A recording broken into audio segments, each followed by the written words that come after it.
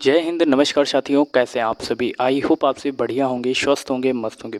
जैसा कि आप सभी को पता है, हमने एक सीरीज लॉन्च कर रखी है हिंदी व्याकरण की, और जिसमें जो टॉपिक होता है, इंपॉर्टेंट टॉपिक होता है, उसको हम एक सीक्वेंस से कवर करें। और इसको समझने के लिए, सर्वनाम के टॉपिक को समझने के लिए आपको समझ में आना चाहिए कि संज्ञा क्या होता है। और पिछली क्लास में हमने संज्ञा के बारे में डिटेल में डिस्कस किया था कि संज्ञा होता क्या है, कैसे फाइंड आउट करते हैं, क्या क्या चीज़ें होती हैं जिससे हम फाइंड आउट कर सकते हैं कि संज्ञा कहाँ पर मौजूद है, और संज्ञा के प्रकार कितने होते हैं, उनके उदाहरण भी समझे थे। तो इतना डीपली हमने आपको बताया था, तो वहाँ पर आपका कोई भी डाउट ऐसा मेरे हिसाब से तो नहीं है कि जो डाउट आपका रह गया हो, है ना।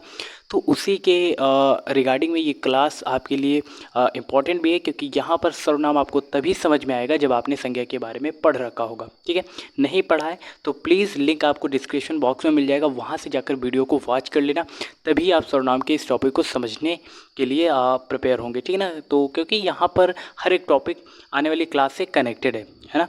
तो चलिए शुरू करते हैं आज का सेशन, और सबसे पहले समझते हैं कि सर्वनाम बेसिकली होता क्या है।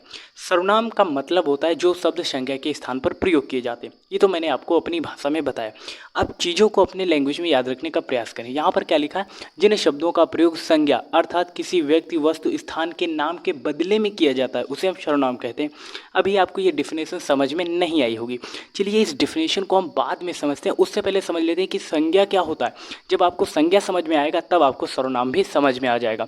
और सर्वनाम को कैसे फाइंड आउट करते हैं, हम एक कहानी के माध्यम से समझेंगे कि कहाँ पर सर्वनाम मौजूद है, कहाँ पर उपस्थित है, आखिर सर्वनाम होता क्या है, किसे हम सर्वनाम कहते हैं। ये सब आपके डाउट क्लियर होंगे। ठीक है, उससे पहले हम समझ लेते हैं संज्ञा क्या होता है। ठीक है, संज्ञा के बारे में हमने बताया था कि किसी भी व्यक्ति, वस्तु या फिर जो भी जगह है, उसका अगर नाम है तो वो क्या है, संज्ञा होती है। डिफिनेशन क्या बोलती है, किसी भी व्यक्ति, वस्तु, जाति, द्रव्य, गुण, भाव, स्थान और क्रिया के नाम को क्या कहते हैं, संज्ञा। यानी कि इस यूनिवर्स में, इस ब्रह्मांड में जो भी चीज़ उपस्थित है और जिसका नाम है वो क्या है, संज्ञा है। फिर चाहे कोई व्यक्ति हो, ठीक है, फिर चाहे कोई व्यक्ति हो, फिर चाहे कोई वस्तु हो, और फिर चाहे कोई जगह हो। इतनी बात क्लियर है। व्यक्ति, वस्तु, जगह या फिर यूनिवर्स में जो भी चीज़ उपस्थित है, प्रेजेंट है, और उसका कोई नाम है। ठीक है, संज्ञा को इंग्लिश में क्या कहते हैं, नाउन कहते हैं ना। और नाउन का सीधा सीधा मतलब होता है नेम से।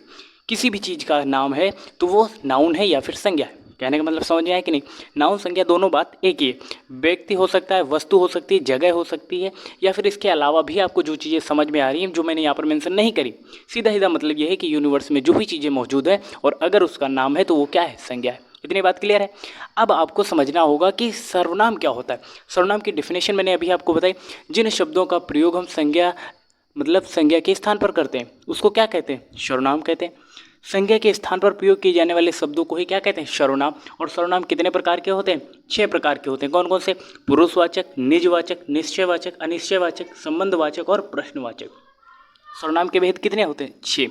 इतनी बात क्लियर है, ठीक है। लेकिन उससे पहले मैंने अभी आपको डिफिनेशन क्या बताई। जो शब्द संज्ञा के स्थान पर प्रयोग किए जाते हैं उन्हें हम क्या कहते हैं, सर्वनाम कहते हैं।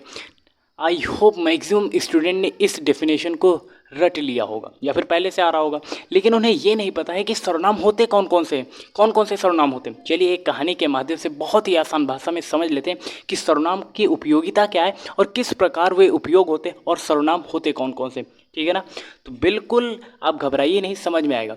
ये कहानी है, ठीक है, यहाँ पे लिखा है कहानी लेखन, तो ये आपको कहानी लेखन हम नहीं बताने वाले। इस कहानी के माध्यम से आपको सर्वनाम फाइंड आउट करना बताएंगे कि सर्वनाम कहाँ पर यूज होते हैं, और सर्वनाम की वजह से कहानी लेखन में जो खूबसूरती आती है वो देखने वाले हैं। ठीक है, यहाँ पर लिखा है एक लोमड़ी थी।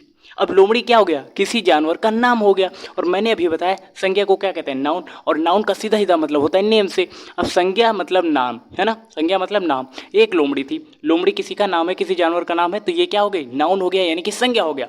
अब आपको फाइंड आउट करना है कि सर्वनाम कहाँ पर है। लिखा एक लोमड़ी थी, एक बार उसे बहुत भूख लगी थी। उसे मतलब किसे, लोमड़ी को भूख लगी थी ना। अब यहाँ पर हम दोबारा से शब्द लोमड़ी तो लिख नहीं सकते, क्योंकि अगर हम लोमड़ी लिखेंगे तो वो अच्छा नहीं लगेगा। तो हमने लिखा एक लोमड़ी थी, एक बार उसे बहुत भूख लगी। अब ये संज्ञा के स्थान पर प्रयोग हो रहा है ना, यानी कि लोमड़ी की जगह पर उसे शब्द यूज किया गया। और जो मैंने अभी बताया था डिफिनेशन में, जो शब्द संज्ञा के स्थान पर प्रयोग किए जाते हैं उन्हें हम क्या कहते हैं, सर्वनाम कहते हैं। क्लियर हुआ ना, क्लियर हो ना। कमेंट बॉक्स में अभी आप सभी को अपने ओपिनियन शेयर करने कि आपको समझ में आया कि नहीं आया। हमने क्या बताया था, जो शब्द संज्ञा के स्थान पर प्रयोग किए जाते हैं उन्हें क्या कहते हैं, सर्वनाम कहते हैं। तो यहाँ पे लिखा एक लोमड़ी थी, एक बार उसे बहुत भूख लगी। किसे बहुत भूख लगी, लोमड़ी को बहुत भूख लगी। और लोमड़ी क्या थी, नाउन थी, संज्ञा थी। और लोमड़ी की जगह पर हमने उसे शब्द यूज किया, तो ये क्या हो जाएगा, सर्वनाम, प्रोनाउन हो जाएगा। क्लियर हो गया कि नहीं क्लियर हुआ, ठीक है। अब आगे क्या लिखा है, आगे लिखा है वह भोजन की खोज में इधर उधर घूम रही थी। तो कौन भोजन की खोज में इधर उधर घूम रही थी, कौन घूम रही थी, लोमड़ी घूम रही थी। यानी कि लोमड़ी की जगह पर अब शब्द कौन सा यूज हुआ है, वह।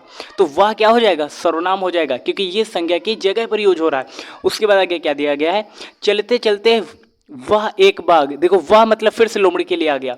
चलते चलते वह एक बाग में पहुंच गई, वहां जाकर उसने, उसने मतलब किसने, लोमड़ी ने देखा। तो लोमड़ी की जगह पर उसने शब्द यूज हुआ, तो ये भी क्या हो गया, सर्वनाम। तो यहाँ पर कुल मिला के आपके पास सामने शब्द कितने आए, एक ये शब्द आया उसे, उसके बाद वह शब्द आया, उसके बाद चलते चलते फिर से वह शब्द आया उसने। तो यहाँ पर उसे, वह उसने, तो ये शब्द क्या हो रहे हैं, इस संज्ञा की जगह पर यूज हो रहे हैं। और मैंने डिफिनेशन में भी यही बताया था, जो शब्द संज्ञा की जगह पर उपयोग किए जाते हैं उन्हें क्या कहते हैं, सर्वनाम।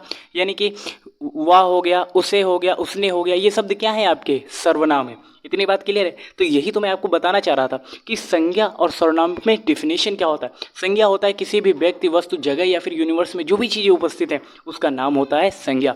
और संज्ञा कितने प्रकार की होती है, 5 प्रकार की होती है। इंग्लिश में जैसे proper noun, common noun, collective noun, material noun, और हम एब्स्ट्रैक्ट नाउन के बारे में जानते हैं, एब्स्ट्रैक्ट नाउन, है ना। इस तरीके से आपने पढ़ रखा है नाउन के बारे में। वहीं अगर प्रोनाउन की बात करेंगे तो प्रोनाउन क्या होता है, जो शब्द संज्ञा के स्थान पर प्रयोग किए जाते हैं उन्हें प्रोनाउन या फिर सर्वनाम कहते हैं। और सर्वनाम कितने प्रकार के होते हैं, 6 प्रकार के होते हैं। इतनी बात क्लियर हो गई, यही आपको बताना था, ठीक है। इसके भेद आप बस याद रख लीजिए, इसकी डेफिनेशन याद कर लीजिए, और कहाँ पर इसकी उपयोगिता होती है, सर्वनाम कौन कौन से होते हैं। अगर इतना आ रहा है ना तो आप किसी भी एग्ज़ाम में बैठ सकते हैं। इतना आपके लिए कॉन्सेप्ट सफिशिएंट रहेगा, ठीक है। इससे बाहर क्वेश्चन आई होप नहीं आ सकता, और आएगा तो उसके लिए हम और भी डीप में आपको चीज़ें प्रोवाइड करने के लिए बैठे हैं ना, ठीक है। तो इस तरीके से आपने प्रोनाउन के बारे में सीखा, संज्ञा के बारे में सीखा। और उससे पहले जो भी हमने रिवीजन किया था, आई होप आप सभी ने पिछले वीडियोस भी देखे होंगे, क्योंकि वहाँ पर हम आपको नए टॉपिक सिखाने के साथ साथ प्रीवियस जो क्लासेस हम प्रोवाइड करते हैं उसका रिवीजन भी करते हैं। जैसे आज का हमारा टॉपिक था सर्वनाम, ठीक है, लेकिन उसके साथ साथ हमने क्या कवर किया, संज्ञा भी कवर किया। तो इस तरीके से आपको डीपली में हम चीज़ें पढ़ाने के साथ साथ क्या करते हैं, आपका रिविज़न भी करते हैं, ताकि पिछली चीज़ें आप उससे कनेक्ट कर पाएँ और अपने नॉलेज को इम्प्रूव कर सकते हैं, है ना, अपने नॉलेज को भी इम्प्रूव कर पाएँ। तो आई होप हमारा ये प्रयास आप सभी के लिए काफ़ी बेनिफिट प्रोवाइड कर रहा होगा, ठीक है। तो मिलते हैं नेक्स्ट इन्फॉर्मेटिव वीडियो के साथ, तब तक के लिए जय हिंद, नमस्कार।